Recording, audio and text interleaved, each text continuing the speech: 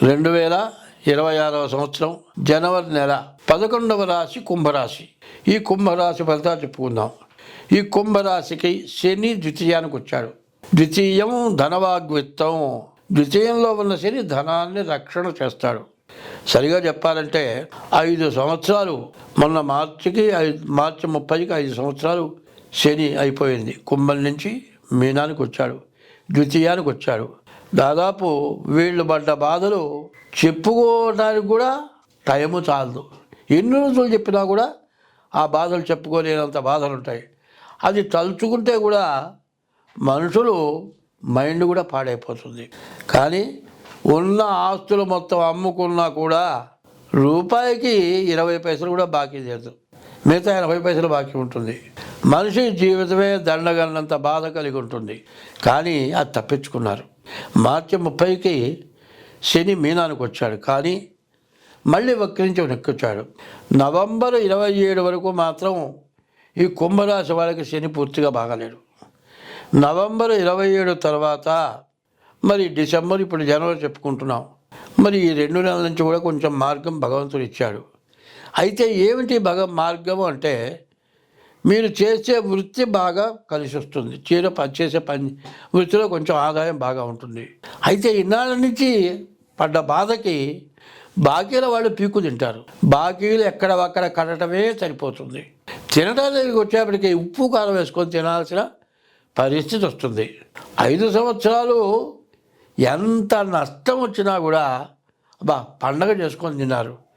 అప్పు చేసి పప్పు కూడా అంటారు. ఇవాళ అప్పు తీర్చి గంజి దానికి బతకాల్సిన పరిస్థితి వచ్చింది. కాబట్టి ఈ రాశి వాళ్ళకి మంచి రోజులు మాత్రం వచ్చినాయి. అప్పులు తీరుస్తారు, బాకీలు మొత్తం తీరిపోతాయి. మళ్ళీ ఇదివరకు పరిస్థితి మీరు ఏమనుకుంటారు, మళ్ళీ నేను మంచిగా బతకలేను, నా పని అయిపోయింది, నేను బతికినా కూడా చచ్చిపోయిన వాడి కింద లెక్క, నేను తలకాయ ఎత్తుకొని తిరగలేను, ఎందుకంటే ఈ నష్టం పొడదు, నేను బతకలేను, బతికినా కూడా బతికిన వాడి కింద లెక్కగా చచ్చిపోయిన వాడి కింద లెక్కలే బతకాలి అనేటువంటి బాధ కలిగి ఉంటుంది. ఆ బాధ నుంచి ఇప్పుడు మాత్రం ఖచ్చితంగా తప్పించుకుంటారు. ఎందుకంటే నవంబరు 27 తర్వాత నుంచి మీకు అన్ని విధాల మంచి టైము. ఆదాయం మాత్రం వస్తుంది, కానీ ఏమండి తిండి తింటానికి కూడా ఇబ్బంది అవుతుంది. కనీసం బియ్యం లేక గంజి కాచుకొని తాగాల్సి వస్తుంది.